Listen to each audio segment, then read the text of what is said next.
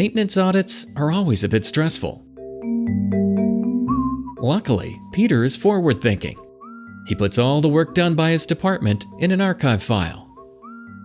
15 years of maintenance archive in one file is a lot. Especially since Peter lists the smallest details of daily work. We're almost there, just a little more. Is it okay?